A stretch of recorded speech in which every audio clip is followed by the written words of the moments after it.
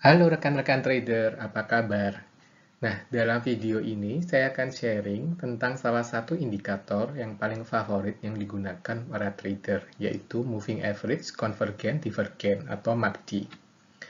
Nah, MACD adalah indikator yang cukup spesial karena selain sebagai trend following indikator, MACD juga bisa berfungsi sebagai momentum osilator indikator. Namun demikian, mengandalkan hanya MACD untuk keputusan trading kita akan sangat beresiko.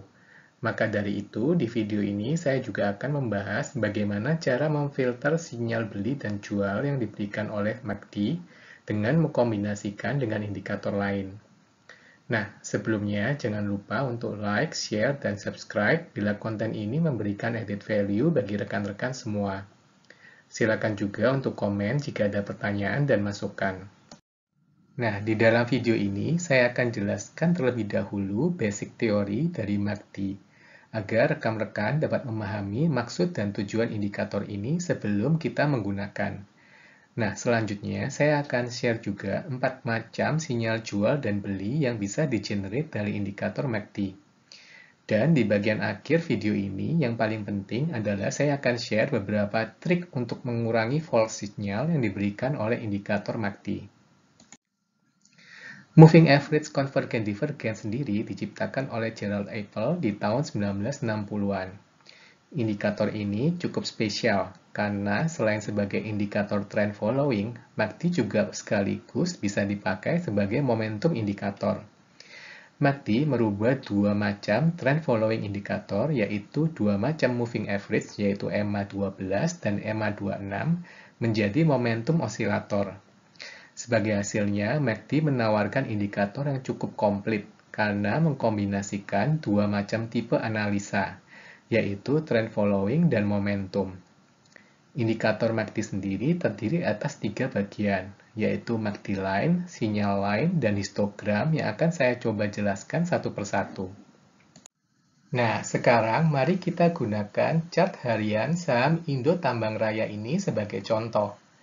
Seperti yang sudah saya sebutkan sebelumnya, indikator MACD menggunakan dua macam trend following indikator, yaitu Exponential Moving Average 12 yang berwarna kuning dan Exponential Moving Average 26 yang berwarna hitam sebagai dasar perhitungannya. EMA 12 sendiri dalam interpretasinya bisa dianggap sebagai harga rata-rata penutupan 12 hari terakhir. Demikian pula dengan EMA 26 bisa dikatakan sebagai harga rata-rata penutupan dari 26 hari terakhir. Maksud dari digunakannya perhitungan eksponensial adalah untuk memberikan pembobotan yang lebih tinggi terhadap harga yang lebih baru. Karena EMA 12 menggunakan data yang lebih sedikit dan lebih terkini dibandingkan dengan EMA 26, maka garis ini akan lebih responsif terhadap harga. Artinya, EMA 12 lebih cepat mengikuti pergerakan harga dibandingkan dengan EMA 26. Kita bisa lihat di grafik ini jika EMA 12 lebih fluktuatif mengikuti pergerakan harga dibanding EMA 26 yang relatif lebih lambat. Nah, sekarang jika teman-teman bertanya apa dasar yang digunakan untuk memilih EMA 12 dan EMA 26 dan bukan angka yang lain. Hal ini disebabkan pada saat indikator ini diciptakan, hari buka bursa adalah 6 hari dan bukannya 5 hari seperti saat ini. Maka dari itu, Gerald Appel menggunakan EMA 12 untuk mewakili tren jangka pendek yaitu 2 minggu terakhir, dan dibandingkan dengan EMA 26 yang mewakili tren jangka panjangnya dalam 1 bulan terakhir. Banyak trader mencoba mengoptimisasi dengan menggunakan variasi yang lain. Namun, pada umumnya, mayoritas trader menggunakan default setting yang sama seperti pada awalnya diciptakan Gerald Appel.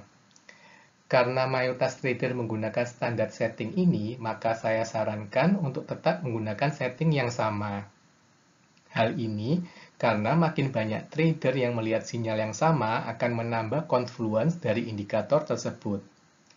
Nah, sekarang MACD line sendiri terdiri dari 3 macam komponen. Garis biru adalah MACD line, sedangkan garis merah adalah sinyal line. Sedangkan histogram ditunjukkan dengan bar yang berosilasi naik dan turun. Nah, untuk mendapatkan garis MACD line yang berwarna biru ini sangat sederhana. Cukup dengan mengurangkan garis EMA 12 dengan garis EMA 26. Jika garis EMA 12 berada di atas garis EMA 26, maka akan didapatkan angka positif. Sebaliknya, jika garis EMA 12 di bawah garis EMA 26, maka didapatkan angka negatif. Angka 0 dalam indikator ini ditunjukkan lewat zero line yang berwarna merah. Jika EMA 12 di atas EMA 26, maka garis MACD yang berwarna biru akan bernilai positif dan berada di atas garis zero line. Demikian sebaliknya, saat EMA 12 berada di bawah EMA 26, maka hasil pengurangannya akan bernilai negatif. Maka garis MACD line akan berada di bawah garis zero line. Jika kita perhatikan lagi, perpotongan garis MACD line dengan garis zero line ini adalah sama saja dengan crossover antara EMA 12 dan EMA 26. Secara tren dapat diinterpretasikan jika MACD line berada di atas zero line, maka saham sedang dalam keadaan bullish atau trennya sedang naik. Sebaliknya, jika MACD line di bawah garis zero line, maka saham dalam keadaan bearish atau trennya sedang turun. Nah, bagian kedua dari indikator MACD adalah sinyal line. Sinyal line sendiri yang berwarna merah didapatkan dengan menghitung EMA 9 dari MACD line. Tujuan dari sinyal line adalah untuk melihat tren dari MACD line. Karena sinyal line adalah EMA 9 dari MACD line, artinya sinyal line adalah rata-rata 9 hari terakhir dari MACD line dengan diberikan pembobotan yang lebih terhadap hasil MACD terkini. Saat MACD line memotong ke atas sinyal line, maka didapatkan sebagai sinyal buy, karena munculnya momentum naik. Hal ini disebabkan nilai MACD line sudah di atas nilai rata-rata 9 harinya. Demikian sebaliknya, saat MACD line memotong ke bawah sinyal line, maka muncul sinyal jual, karena terjadinya momentum turun. Momentum turun ini terjadi karena nilai MACD saat itu sudah di bawah rata-rata 9 harinya. Nah, rekan-rekan bisa melihat setting default dari MACD line 12, 26, dan 9 biasanya di bagian kanan indikator. Angka ini menunjukkan EMA 12 dan 26 untuk menghitung MACD line dan EMA 9 untuk menghitung sinyal line. Nah, bagian ketiga dari indikator ini adalah histogram. Histogram sendiri didapatkan dari MACD line dikurangi sinyal line. Histogram digunakan sebagai alat bantu visualisasi untuk melihat momentum. Saat MACD line berpotongan dengan sinyal line atau dengan kata lain memiliki angka yang sama, maka hasil pengurangannya adalah 0. Maka tidak akan muncul bar di histogramnya. Saat MACD line di atas sinyal line, maka didapatkan angka positif dan akan muncul bar histogram di atas zero line. Demikian sebaliknya, saat MACD line berada di bawah sinyal line, maka pengurangannya didapatkan angka negatif. Maka akan muncul bar negatif di histogramnya di bawah zero line. Nah, rekan-rekan bisa membayangkan bar-bar histogram ini seperti roket yang sedang naik dan turun. Saat roket mulai naik dari landasannya di zero line, maka momentum akan semakin bertambah.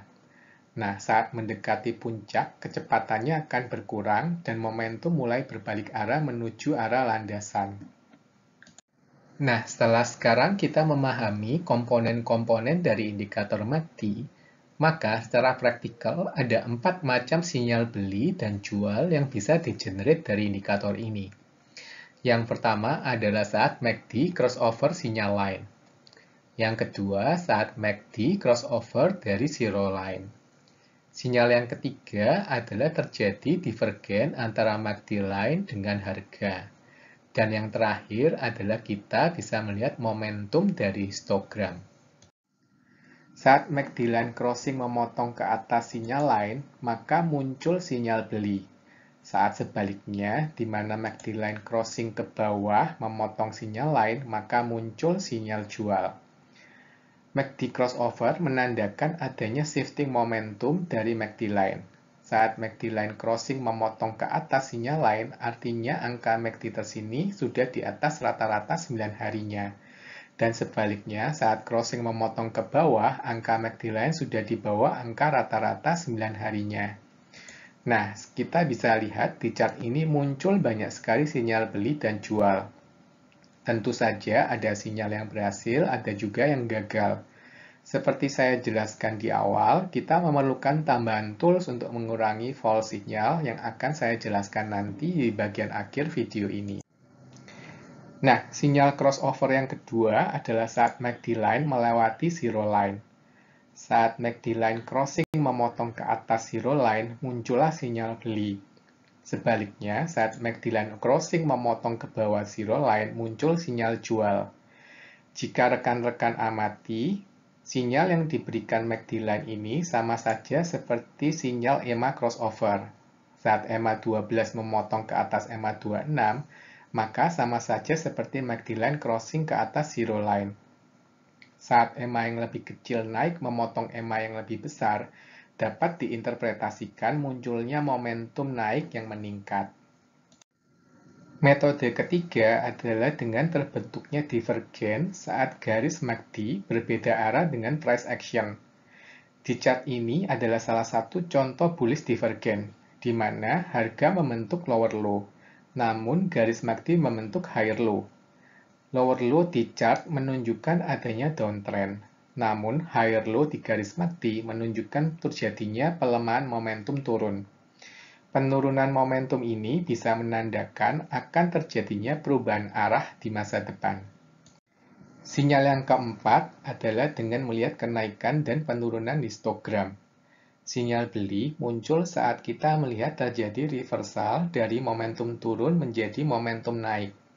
Dan sebaliknya, sinyal jual muncul saat momentum kenaikan mulai melemah dan terjadi shifting menjadi momentum turun. Nah, setelah mempelajari 4 macam sinyal yang diberikan indikator MACD, maka kita menyadari perlunya memfilter sinyal yang diberikan. MACD adalah lagging indikator, karena MACD mewakili moving average dari 2 moving average. Moving average tersebut kemudian dismoothing lagi dengan moving average baru. Maka, sinyal yang diberikan akan sangat-sangat lagging. Maka dari itu, menyandarkan trading sistem kita hanya dengan indikator MACD akan sangat beresiko. Maka dari itu, pentingnya kita memfilter sinyal yang diberikan dengan mengkombinasikan dengan tools yang lain. MACD indikator bekerja dengan baik saat market sedang trending, baik itu tren naik maupun turun.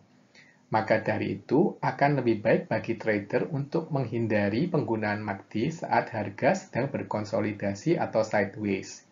Hal ini disebabkan karena waktu sideways, baik EMA 12 dan 26 akan sering saling crossing tanpa perubahan harga yang berarti. Hal ini akan memberikan sinyal crossover yang salah. Nah, salah satu cara lain yang cukup populer adalah mengkombinasikan indikator MACD dengan momentum indikator yang lain seperti RSI ataupun stokastik. Dengan mengkombinasikan MACD crossover dengan sinyal oversold atau overbought dari momentum indikator, akan banyak mengurangi terjadinya false signal. Nah, mari kita perhatikan chart ITMG ini sekali lagi.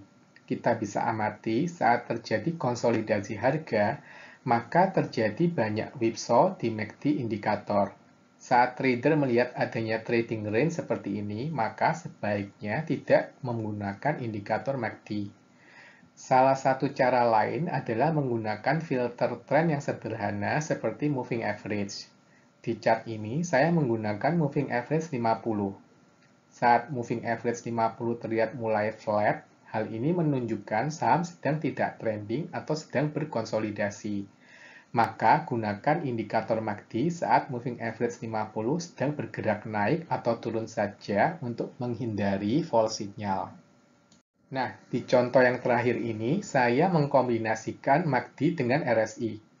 Sinyal beli muncul saat terjadi MACD memotong ke atas sinyal lain dan dipadukan dengan RSI oversold.